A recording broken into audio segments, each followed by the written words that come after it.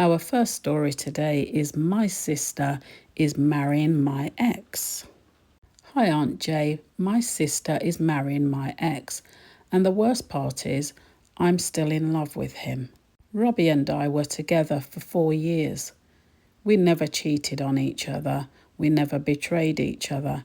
In fact, people used to say we were one of those couples that just worked. But life got in the way. We both had stresses. We argued too much, and in the end, it just felt like bad timing for us. To be honest, even after we split, I always thought there was a chance we'd find our way back to each other. I still loved him, and I always thought that deep down, he still loved me. But about 6 months later, my world turned upside down. Robbie started seeing my sister. To be fair, she did tell me straight away. She said they were talking and that if I wasn't okay with it, she would stop. I was shocked. I was jealous. But what was I supposed to say? That she couldn't date him because I wasn't over him? It felt pathetic to admit out loud. So I told her to go for it. And honestly, I didn't think it would last. I thought it was going to be a rebound, something messy that would burn out really quickly. But they didn't. They've been together for 2 years now, and next month they're getting married. I've done my best to be supportive. I've smiled, I've clapped, I've even helped with some of the wedding planning. Everyone thinks I'm this generous big sister who's handled it with grace. But every time we're in the same room, it happens. Every time we're left alone, for a second, Robbie gives me this look. He's not creepy, he doesn't say anything inappropriate, but it's a look that makes me feel like he's wondering what if.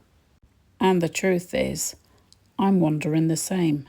I hate myself for it, but I can't help the fact that I'm still in love with him, and I know he knows it. I tried to convince myself I could say no if he ever made a move, but deep down, I'm not so sure I could trust myself. That's the part that scares me the most. Not him, but me. So, in a few weeks, I'll be sitting at their wedding, smiling and clapping like I'm okay, but inside I'll be breaking apart. People might say I should never have let this happen, that I should have told my sister from day one that I wasn't okay with it. But here we are. She's planning her wedding, and I'm planning how to keep my heart from showing on my face. And I can't help but think she should never have gone there with him in the first place. This is such a difficult one. I can hear how torn you are. 4 years together doesn't just vanish. But here's the thing, Robbie's made his choice. He's walking down the aisle with your sister. Whatever looks he gives you, that's not enough. If he truly wanted to be with you, he wouldn't be marrying someone else. And if he's keeping these little looks going, then that's unfair to both of you. It keeps you stuck and puts doubts in your head, when really the door is closed. Your sister's not just some stranger, she's your family. If you can act on those feelings, you don't just risk your own heart, you risk blowing up your family forever. Weddings are one day, your family's for life.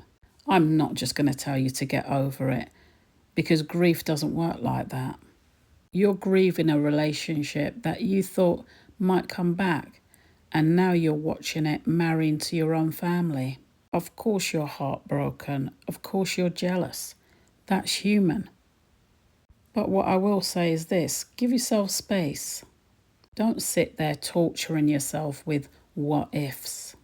And if you feel like you really can't trust yourself alone with him, then avoid those moments. Protect yourself. Sometimes the bravest things you can do is not chase what you want, is choosing to walk away for your own peace. And when the wedding comes, you can decide how involved you want to be. You don't have to put yourself through every detail if it's breaking you. Supporting doesn't mean destroying yourself in the process. And one day you'll look back and you'll realise the love you still carry for Robbie was never meant to last forever. It was meant to teach you how deeply you can love. And when you meet the right person, someone who chooses you without hesitation, you won't have to wonder what those looks mean. You'll know. Well, that's my advice. But what do you think? If you were in her shoes sitting at your sister's wedding, still in love with the groom, would you swallow your feelings and keep the peace? Or would you risk everything and speak up? Let me know in the comments. Our second story today is workplace betrayal. Hi Aunt Jay, I trained my co-worker. I trusted her like a friend, and then she stole the promotion I worked 6 years for. I've been at my company for 6 years now. 6 years of doing everything they asked and more. I stayed late when projects ran behind. I covered for people when they were off sick. I came in at weekends just to make sure deadlines were hit. I've missed birthdays, cancelled plans with friends, and even delayed holidays because work needed me. And honestly, I told myself it would all be worth it in the end. I believed if I kept proving myself, eventually I'd be rewarded. And the goal? That was always the same, that management role. Not just for the money, though that would have helped, but because it would mean recognition, proof that my hard work actually mattered. Then about a year ago, Charlotte joined our team.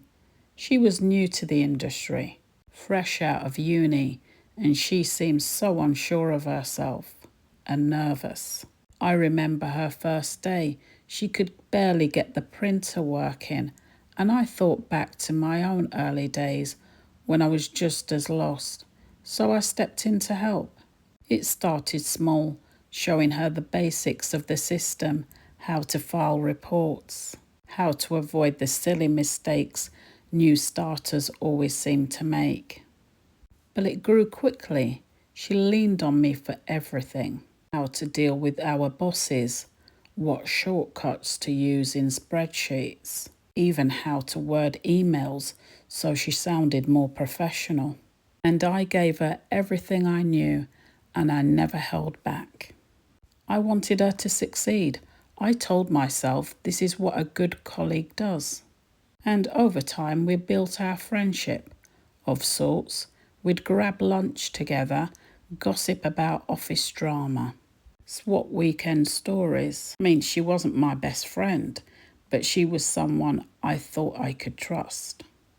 When the announcement came that a manager position was opening, I was buzzing. Everyone knew I'd waited years for this chance. After all, I had the experience, the record, the loyalty. Even my manager once hinted I'd be a natural fit for the role. So I threw myself into the application. I spent hours polishing my answers, digging up examples of my achievements, making sure everything was perfect. And then Charlotte told me she was going to apply as well. I didn't feel threatened at first. She was new, and in my head, she didn't stand a chance against my track record. But she seemed uncertain, saying she didn't know how to structure her answers. So I asked if I could help. And because I'm me, and because I'm someone who can't seem to say no, I did. I sat with her after work, going over each question, suggested phrases, helped her highlight her skills she barely even realised she had, and even helped her proofread her entire application before she sent it. Looking back now, I feel sick. Weeks passed and the day of the decision finally came. I'll never forget it. My heart was racing as I opened the email, expecting to see congratulations. Instead, the words hit me like a punch in the chest. We regret to inform you. At first, I thought maybe they'd made a mistake. 6 years of dedication and I didn't get it. And then I scrolled down and saw the name of the person who did. Charlotte. I stared at the screen, numb. My face was burning and my hands were shaking. I trained her, supported her, even written half of the phrases she used to land that job. And now she had what I'd been working towards for years. The next day she walked into the office glowing. Everyone congratulated her, patting her on the back, calling her boss. And me, I sat there forcing a smile, clapping along, even though inside I was crumbling. It only got worse after that. She started acting differently.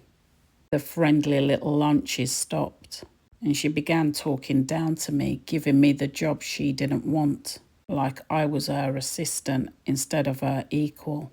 And she started taking credit for team ideas I helped shape. And the management, they just lapped it up because she was the shiny new manager.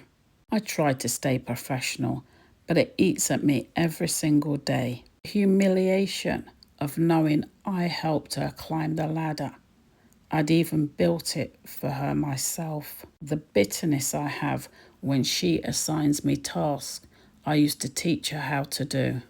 And the whispers from the other colleagues who know I should have had that job. My friends outside of work say I should quit. But it's not that simple. I built my career here, and I've got bills to pay. And if I'm honest, a part of me still clings to the hope that if I keep going, management will realise eventually they've made a mistake. So, Aunt Jay, what do? Do I swallow it and stay professional, hoping karma catches up with her one day? Or do I start looking for a new job, even though the idea of starting somewhere new terrifies me? I know this has crushed you, and you're right to feel hurt. You gave Charlotte everything, your time, your knowledge, even your friendship. And she's turned around and used it to climb over you. And of course it cuts even deeper because it's happened in a place where you feel you should feel valued. But here's the thing, Charlotte didn't steal your promotion. The management gave it to her.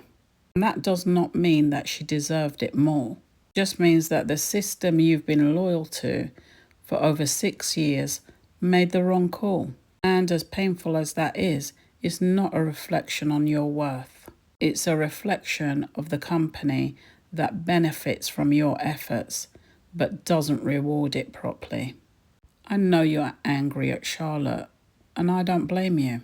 But be careful about giving her too much power in your head, because the more you focus on her, the less energy you have to focus on yourself and your next steps. You're not her assistant. You're not less capable because you were overlooked. You're someone who actually trained a manager from scratch. And that's proof of your skills, even if they don't recognize it. And about staying or going, you don't have to make a rash move, but I'd start quietly looking at what else is out there. Update your CV, make a list of everything you've achieved, and start applying. Sometimes the best revenge isn't waiting for karma, it's proving you didn't need their recognition to succeed. But whatever you do, don't let this be the moment that defines your career. So those are my thoughts. Let me know your thoughts on today's stories. Have you ever been in any of these situations? What advice do you have? Let's keep the conversation going in the comments section. And subscribe for more stories like these. I post every single week. But until next time, guard your heart and protect your peace.